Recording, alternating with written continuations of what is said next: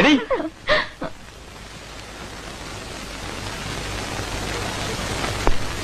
നിന്നോട് ആരാടി പറഞ്ഞത് എന്റെ ചേട്ടന്മാരൊന്നും ആണുങ്ങളല്ലെന്ന്?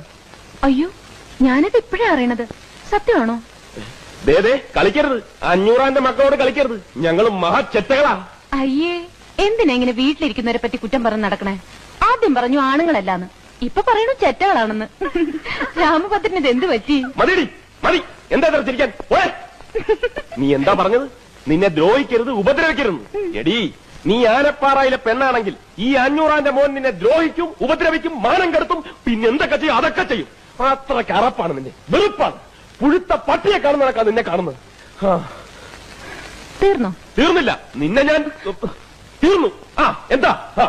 എന്നാ രാമഭദ്രൻ എന്നെ എത്ര വെറുക്കുന്നോ അത്രയും ഞാൻ രാമഭദ്രനെ ഇഷ്ടപ്പെടുന്നു. ഞാൻ രാമഭദ്രനെ ഇഷ്ടപ്പെടുന്നു. നീ എന്തിനാ എന്നെ ഇഷ്ടപ്പെടുന്നു?